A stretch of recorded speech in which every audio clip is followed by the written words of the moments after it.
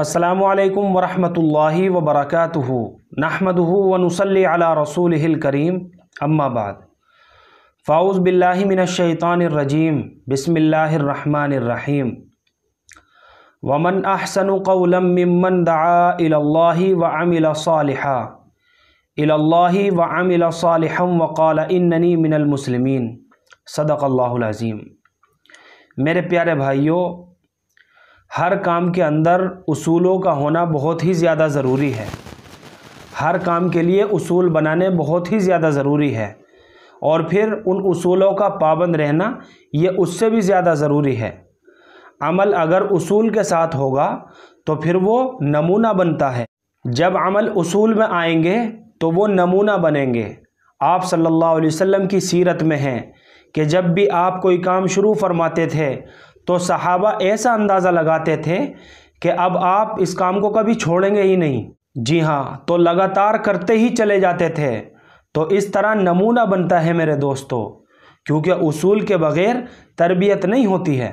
इलाज अगर इलाज के उसूल से होगा तो शिफा मिलेगी, और अगर उसूल सही नहीं है तो फिर शिफा नहीं मिलेगी।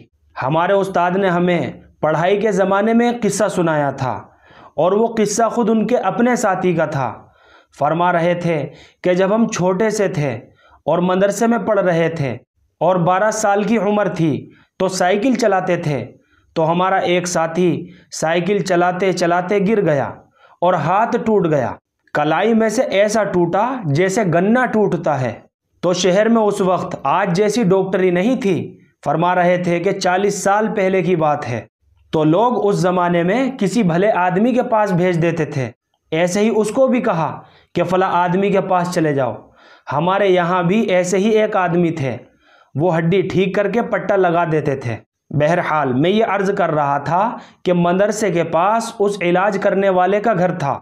उनके पास गए, उन्होंने देखा कि तालिब इल्म है तो पट्टा बांध दिया और झोली भी लगा दी और कहा कि झोली में से हाथ ना निकालना, और इतने दिन गुजर जाने के बाद फिर वापस मेरे पास आना।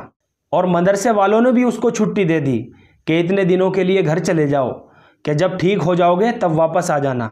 अब उस भले आदमी ने घर जाकर झोली छोड़ दी और हाथ बाहर निकाल दिया। जब डॉक्टर के पास गया तो झोली के बगैर गया, और वो डॉक्टर तो उसूल का बड़ा पाबंद था। उसने वापस कर दिया कि जैसे आए हो वैसे ही वापस चले जाओ, मैं हाथ बिल्कुल भी नहीं लगाऊंगा।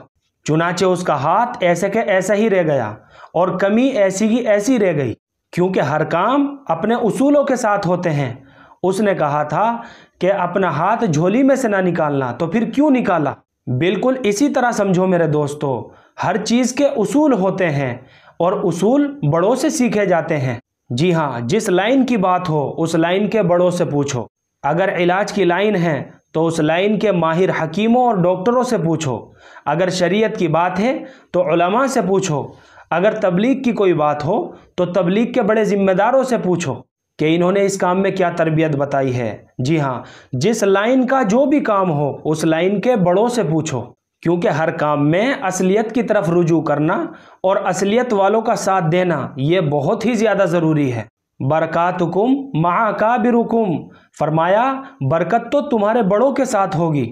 इसलिए जिस लाइन के जो बड़े हैं उनसे रुजू करो, उसमें बरकत मिलेगी। जी हाँ, बड़ों से कटना और बड़ों से हटना, इसमें बरकत नहीं मिलती है। इसका तो हर लाइन में बड़ा शदीद नुकसान होता है। और जैसा कि मैंने अभी बताया कि इलाज करने वाला कि वो उस लाइन का बड़ा था, उसकी बात नहीं मानी तो सारी ज़िंदगी नुकसान में रहा। इसलिए मेरे दोस्तों, उसूलों के बग़ैर तरक्की नहीं होती है। अल्लाह से दुआ है कि अल्लाह मुझे भी और आपको भी उसूलों के ऊपर पाबंद फरमाए। फ़क़त वस्सलाम।